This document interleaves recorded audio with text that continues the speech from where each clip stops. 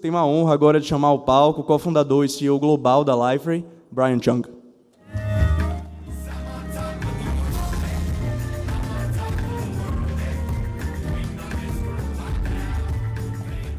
Good afternoon, and thank you again for being here, part of the Brazil Symposium or the Latin America Symposium. I heard that there are a lot of visitors from outside of Brazil. Can you raise your hands if you're here from the rest of the continent? Awesome.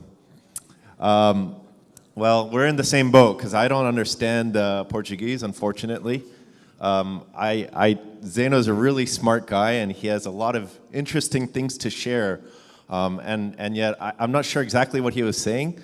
But the one thing I got out of it, which confirms to me just how intelligent and observant he is that managers look like this. And I think he's onto something. There's definitely a resemblance here.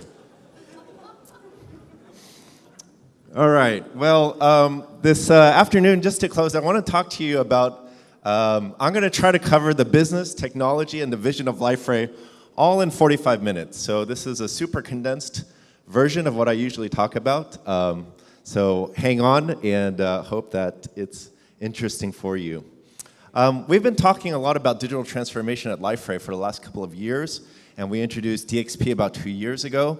And I think we wanted to make a big splash. We wanted to say, we're here in this market, we're going to expand our appeal from just developers and IT people to marketers and to the business. And so we really set up this grand expectation for this technology, which would make you guys heroes and help you save the day and be something exhilarating and powerful. And maybe we set the expectations really, really high. And for those of you who have actually been using Liferay, who have been migrating to DXP or starting new projects, you might have faced a different reality. I went to a chiropractor after an accident I had this year, and I went to his website, and he actually had this patient form online on his website. And instead of going into the office to fill out the form, you can actually fill out the whole thing on the website and then submit it with an electronic signature. And it's kind of funny, but it's probably closer to what we're experiencing in our digital transformation than the first video, right? And one of the things I want to share this morning is that it's okay if your transformation looks more like this than the heightened expectations we had. Transformation is an evolution, and that's the key word that I want to share today. Both as a way of reimagining how we're doing our transformation, and also to be a sort of comfort for especially the larger enterprises that have to take smaller steps in their transformation journey. Henry Nakamura had a presentation earlier today that shared some of this information, but out of all of the Liferay customers, the top 150 in North America, we found that a little less than half were only using Liferay for one solution. One intranet, website, or portal. 40% were using it for 2 to 3 different solutions, and 13% were using it for 4 or more. And this is really encouraging to me because we've always wanted Liferay to be a very flexible platform you can use for many things. We further broke down how they're using Liferay, and we saw that the top 5 really are intranets, extranets, customer portals, public websites, and integration platforms. And like I just showed, a lot of times people are using these two together. So you may have seen the Avianca case study where they have a public website that they're showing where you can book flights and so forth. But you can also log into that website and manage your account and your miles and so forth.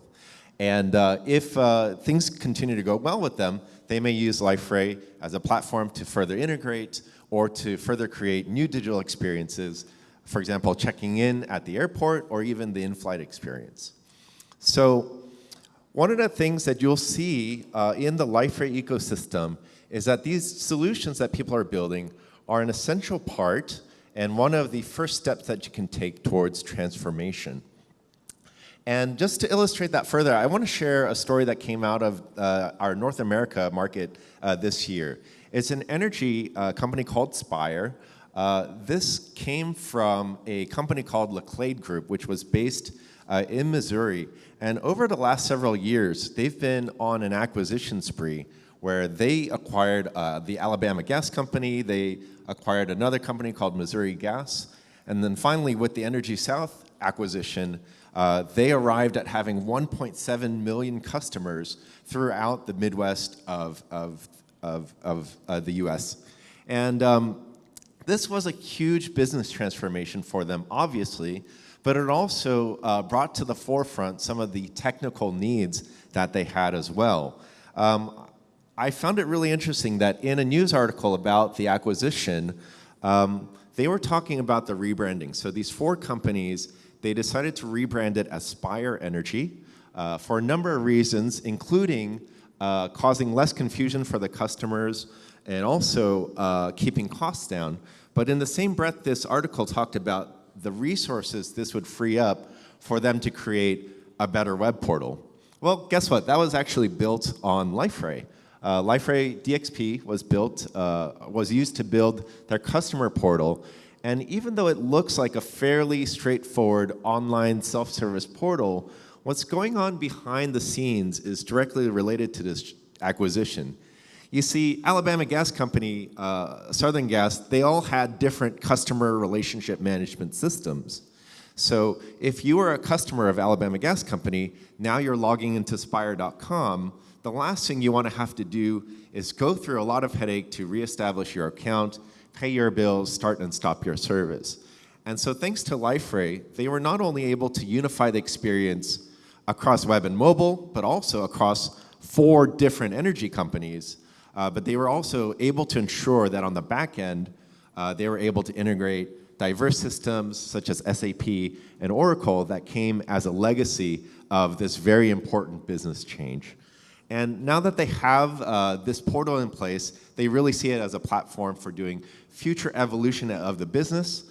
One of the reasons they changed to Spire Energy is because they're not sure how much longer natural gas is going to be their core offering. They may go into alternative energy like solar or wind energy. And I'm actually a solar homeowner myself. And one of the things I do is I can log in and monitor my solar production on my home. So these are the sorts of things that they may need to add to the user experience in the future. And thanks to Liferay, we think they're well positioned to do that. Okay, so I've talked about the business case for Liferay. Let me talk about where we're going with the platform. You've seen pieces of it here and there throughout the day today, and you'll hear more about it tomorrow. But I wanted to put it all together for you in a single picture. I talked about Liferay really wanting to support transformation in an evolutionary way. So here's how this platform is going to help your business evolve. If you've been with Liferay for the last couple of years, you know that one of the biggest investments we made was in modularity. On the technology side, that's OSGI, but in terms of the overall architecture, we recognized that building Liferay to be a single monolithic platform did not align with our goal of making it easy for your business to evolve. So we put a lot of work into making sure that Liferay was modular and flexible so that you can use the pieces you need, but also with your custom development, you could very, very quickly build new functionality and evolve it over time. For the business, what that boils down to is when you ask your teams to build something, they're going to be able to do it quickly. And then not only that, when you ask them to change it, they're going to be able to change it more quickly as well. Now, Zeno talked a lot about APIs and how important they are. And so I think we all understand that now. We understand how Uber was basically able to quickly evolve their business as well, thanks to a strong API that they had, as well as how crucial it is to Google and Apple and all of the different ecosystems. So what about Liferay? Well, we've recognized that APIs, the ones that we had in Liferay, were designed only to be consumed internally by Liferay, which is fine to keep things kind of simple and all together, but it doesn't really help in 2017 when so much of the innovation that's happening is happening outside of these monolithic enterprise systems. So I'll get into that a little bit more later, but the corollary then to that is that with strong, evolvable agnostic APIs, you can also accommodate all kinds of different front ends, from web to mobile to smart devices and all the crazy things that we're seeing. And then finally, the last important piece of being able to evolve very quickly is, of course, being ready for the cloud. And again, you saw some of that with Zeno's talk, and you'll hear about it more throughout the rest of the conference tomorrow. So let me break that down a little bit for you again. Modular services, like I said, helps you to evolve your apps more quickly and make services easier to reuse, which means you can develop very quickly and connect things together. Let me talk about APIs. So APIs, one of the challenges with APIs is that they change. This is a great illustration for non-technical people, but basically, what used to work in the past doesn't necessarily mean that it's compatible with the future unless you design it really, really well. And this is just really bad for everybody. The technical people are like, I gotta redesign this. And then the business people are saying, oh, these developers, they always hide their laziness with all these excuses. So we're hoping that with the next version of Liferay, all our APIs are gonna be designed to evolve, they're gonna be much better, and everyone's gonna be much happier. And then front-end technology. So I gotta admit that front-end technology is one of these things that's really frustrating for me because I heard the joke once that by the time someone like Zeno or Chema gets on the plane to go give a talk about a front-end technology, that by the time that they arrive in the city they're gonna give the talk, it's actually changed to something else, which is cool. So it's really frustrating, but it's also where a lot of the innovation is happening. And most importantly, it's that part that faces the user. And for all of us who understand now how important customer experience is, front-end technology really is one of the keys to ensuring that your users are engaging with your company in a meaningful way. So when you look at the Liferay open source community, you'll actually notice that 9, I think, out of 14 of the different projects are related with the user interface. So this is something that has been important to Liferay for a really long time, and we're gonna continue to invest. So when you have great APIs and great front-end technology support, you can do all kinds of things. You can build the great websites. So one thing I didn't mention is that the Spire portal was actually built using Angular, so it doesn't actually use Liferay's front-end at all. And then of course, mobile device support, but even things like talking with drones and having these hybrid experiences. This is a digital dressing room concept that I've seen where you're actually in a physical retail store, but it's enhanced by a digital experience that can be personalized and customizable. Okay, and then finally, cloud is, again, something that people have talked to me about at Liferay for many, many years, and for a long time we didn't have an answer for what our vision was for the cloud. Well, thanks to Eduardo, Zeno, and the WeDeploy team, we now have this very clear and simple vision, which is we don't want you guys to have to worry about infrastructure or scalability or failover when you're designing your application. Again, let's tie this back to the core concept, which is evolution. If you're not sure that the user experience or the website that you built is what your users need, the last thing you want to do is spend like 2 months dealing with the infrastructure before you get it in front of users. WeDeploy cuts that time to a matter of seconds for the immediate deployment, maybe a week for production deployments. But the point is that as you get it quickly to the market, you can then see what the users are saying about it and evolve it more quickly. So that's WeDeploy, but we're also looking just more generally at how Liferay can be better at being compatible with cloud infrastructure. One of the threads that's been very active in our engineering community is how to make Liferay compatible with Docker. This is something that we've already done internally and are using to speed up our own development, integration, and QA process.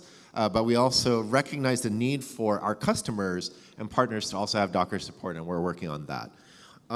Tomorrow, I believe there's a talk from Red Hat that talks about how to use Liferay in the OpenShift container platform. Again, OpenShift is another way that you can reduce the amount of time you spend on infrastructure so that you can focus on developing. Okay, so that's the platform. I'd like to talk really quickly about some of the features that Liferay's been working on. With Liferay DXP, we spent a lot of time on the modularity aspect, and so we weren't able to invest as much in new features. But for the next version of Liferay, we're excited to bring you a lot of new things. So very quickly, tomorrow at the roadmap talk, Charles is going to cover a lot of this in more depth. But very quickly, I want to talk to you about what we're going to build. Web experience. So I'll be honest with you, our CMS has been outdated for a long time, and a lot of people like the portlet-based content management system we have, but it's quite at odds with the way that modern websites are developed. And so we are planning a full revamp of the Web Experience Management Suite. It will still be compatible with the old one so that you can easily upgrade. We've learned from our past that we need to ensure that there's a smooth upgrade experience. But this will be much more friendly for front-end developers. It'll all be HTML, CSS, and JavaScript based. The fragments will be reusable, and then marketers will be able to edit content directly. Forms. So the Forms team here in Brazil is phenomenal, and they've been working on all kinds of new features to make Forms an even more powerful way to interact with users. And I'll share an example of that with you as well. We are continuing to work on our Experience Cloud features, so single customer view and the campaign manager. These are new capabilities that we've been working on for the last 2 years or so.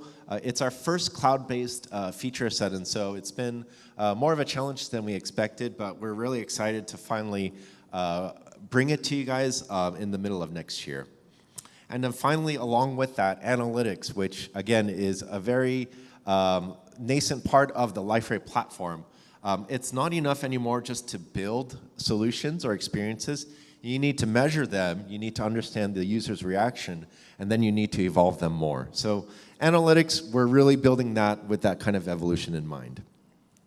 So for the business users, how does this all come together? Well, one of my main responsibilities at Liferay is marketing, and we use Liferay for our public website, but we've had to have a lot of workarounds because some of the ways that Liferay was designed more for customer portals and dashboards made it hard for us to achieve some of our marketing goals. So along with, with WEM, Forms, SCV, and Analytics, I want to show you what will be possible with the next version of Liferay.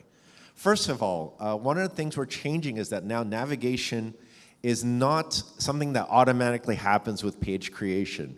We realized that for most modern websites, the way that you present the navigation is more a function of what's compelling and important to the business rather than what's the underlying structure of the content in the content management system. So now the business user will be able to define the navigation, and you'll be able to have multiple navigations on the page.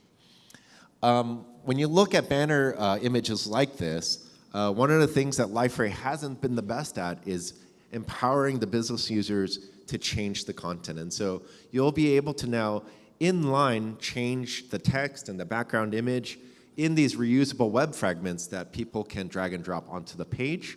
But it'll all be in such a way that the corporate design team will still be able to have a strong control over the look and feel and the brand of the website. Moving down the page, a lot of landing pages are used for learning more about your customers and engaging them in marketing initiatives. And so in addition to the web fragments, which will be, again, easily placed onto the page, we're going to figure out how to link our forms functionality to our user profile functionality so that when your users or your customers fill out those forms, it's actually going to automatically update on the profile side. And then finally, when you actually submit, when they actually click through on that CTA or when they scroll down the page, we'll be measuring all of those things and adding that understanding to the single view of the customer and the user profile, and then having reports show how this landing page is performing in the context of the entire customer journey.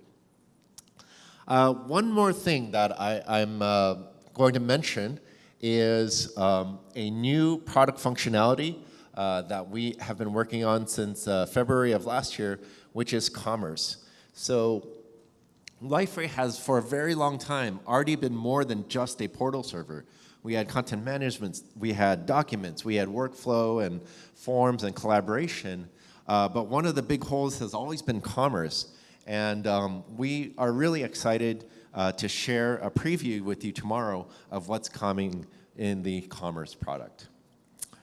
Okay, so I think I've got 17 minutes left. Great, so I'm not even going to take all that time. I'm like the last thing between you and the drinks, so I'll rush through this really quickly. Okay, so we've been working really hard on all of these products, Zeno and Eduardo and the Redeploy team. I mean, I see them, they're like at the office at 8:30, throughout the week, just working really hard on Redeploy. And most of the time, tech companies are working really hard because they want to achieve an exit, they want to go public, they want to be acquired, right? And maybe like for a time, maybe 4 to 7 years, they're going to work really hard and then they're going to be uber rich. And then I don't know what they do after that. I think they all come to Brazil and retire and go fishing.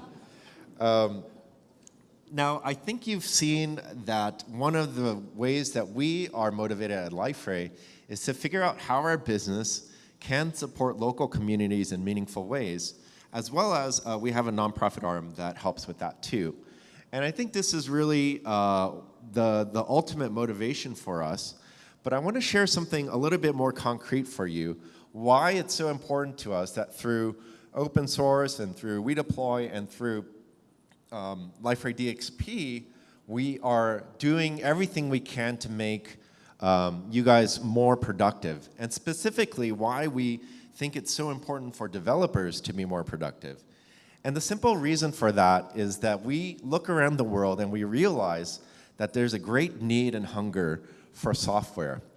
In the 60s in the US, President John F. Kennedy, one of our great presidents, he was locked in this ideological battle with the Soviet Union, and he wanted to show that the American values of freedom and liberty and education were a net positive for the world. Now, I don't know if that's ultimately true or not. It's a very interesting debate, but I do think what he did with a program called the Peace Corps was really, really revolutionary. So he encouraged young people in America who are graduating from universities with degrees in sociology and development and agriculture to go out into the world and share what they knew with the rest of the world. And so they were tackling the big problems like education, food and agriculture, taking care of livestock, basic needs that everyone has, education, food, and water, that maybe in the developing countries we didn't have as much. But today I think these heroes look very, very different. They look probably like the people sitting next to you in this room. They might look like Jamie Sammons and Zeno, who head up our developer relations team.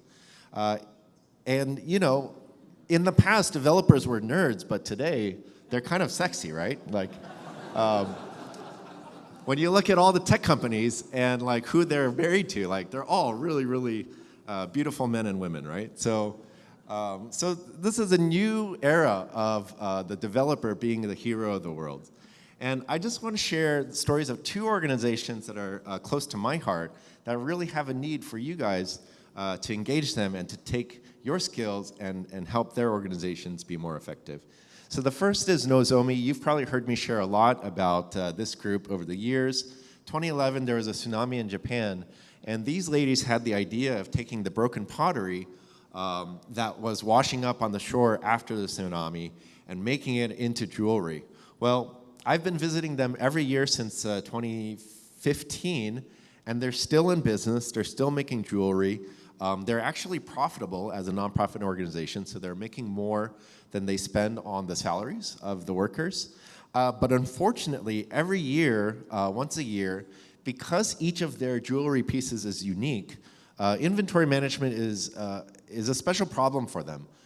Each piece has to be accounted for, and then when it's sold, you have to reconcile that with the books and everything. And one of their managers does this in Microsoft Access. And it takes him like 4 weeks just to figure it all out. And he has to do it every 12 months. And it drains him and it takes him away from the more important work that he has to do. I mean, imagine if someone from Liferay community took WeDeploy and took some of the APIs we're building and some of the functionality and made a much more dynamic and user-friendly solution for them. That would be awesome. This year, I also had the opportunity to visit a group called the International Justice Mission. They are a group of lawyers who specialize in going around the world, working with local law enforcement, and working to restore the rights of people. These may be people who have been trafficked, human trafficking victims. They may be people who are enslaved by lifetime debt that they can never repay. Or it could be like this lady who, because she was a refugee from Burma into Thailand, she had no identification. She didn't have a birth certificate or a passport or any kind of ID card. And so she had no rights. She wouldn't be able to ask for social services. Nobody could verify who she was. And this actually makes her really, really susceptible for human trafficking. A lot of traffickers will find people like her and target her deliberately because she doesn't have her ID. And so IGM works with the local law enforcement to verify who she is, do all of the research necessary, and to help her get her national ID card. And so now, thanks to IGM, she has much, much more security and options for her future. Well, IGM is currently using Salesforce Communities for their donor portal, which makes me really mad because it's not only is it ugly, but it's on Salesforce. And I actually have a lot of respect for Salesforce. I think Mark Benioff is a great CEO, and they do a lot of good work too. But objectively speaking, I think they'd be better off with Liferay. Really. So I hope one day that IGM will make the switch over. So just in conclusion, I had this thought, which when you think about at the end of your life, how you measure what you did with it, like what made it significant for you, it'd be really cool if as a developer, you could roughly gauge the number of lives you changed with the amount of code that you wrote. And thanks to WeDeploy, that's actually not going to be true because you're going to be able to just write one line of code and do like awesome stuff. But I think you get the idea. We are ultimately here because we want to empower all of you to do great things in your companies, but also in your communities. And I'd love to hear more stories from the LATAM Liferay community of how you've been able to do that. Thank you very much. I look forward to meeting you. Thanks for being here. Have a great rest of the conference.